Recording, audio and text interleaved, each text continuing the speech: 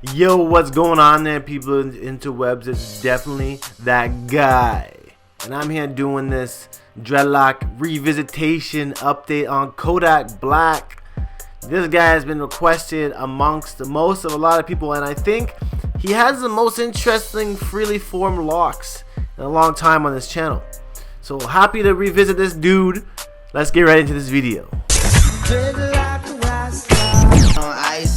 Ugly corner where we smile with you and we don't like you.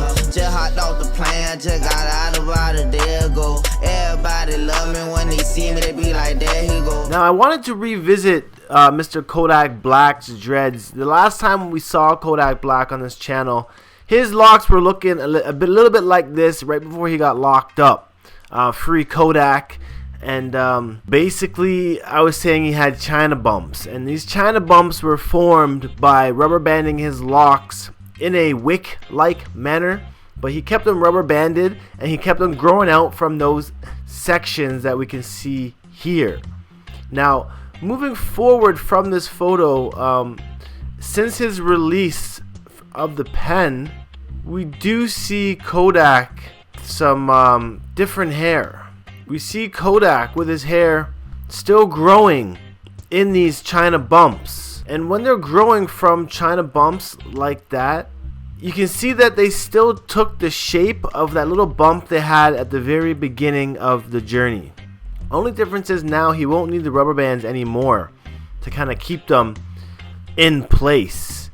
Looking at a few of these photos here, we can see that there was kind of a scar or an indentation of where the rubber bands were initially, and below that the new growth is now puffy, and there is actually new growth there which will lock in time. It might not be locked right now, but as it grows out it's gonna lock, and it's gonna lock thicker than what his bumps were initially on his heads. And of course, now that the rubber bands are off and the sectioning is free-forming, we can see Congos and stuff that will come into play as well. I'm actually quite a fan of Kodak's hair. It's a real Florida stance, I'm noticing. He may not be from Florida, but he actually is. But it's a real Florida type look. In this photo here, it looks like it's been separated again since the last photo.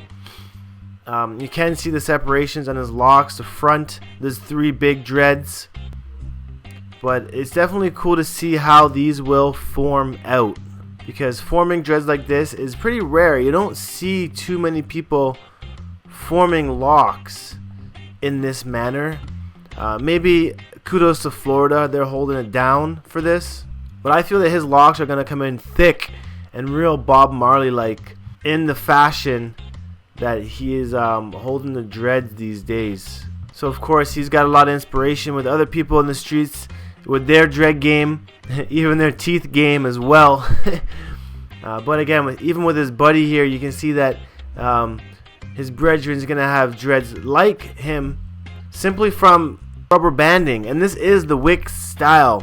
Even though he has one big dread at the front lobe of his head, he's going to love the look of that, as it's a big Congo that comes in. Again, here we can see the thickness of Kodak Black's dreads and what they were before.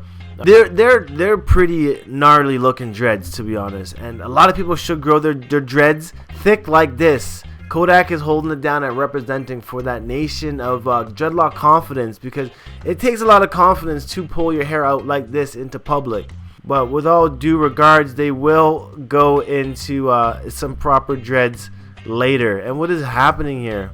Yeah, later they will become some really dope looking locks. And you can see that the tops of them are kind of drier and more matured than the new growth. Shows that his locks are really coming about. I'm interested to see how he got to keep his locks in the pin. They didn't make it cut his hair, I guess. They don't always make people cut their hair in the locks in America. This is a cool photo because, again, his brethren has got the same sort of style going on. Not wicks, but another form of wicks where they're just making big locks via rubber bands. And I'm a fan of this. It's actually pretty dope. I would actually try doing this one day to see how you can manipulate freeform locks at its most. And essentially that's what it is. It's the manipulation of freeform locks. But it's manipulation that's not really like or pulling your hair follicles out of your head or damaging your roots.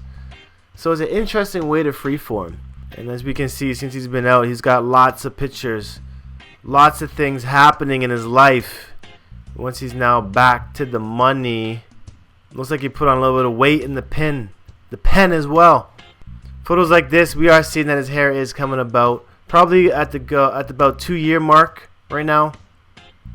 But we will be seeing more updates on Kodak Black. Happy to see that his locks are coming out.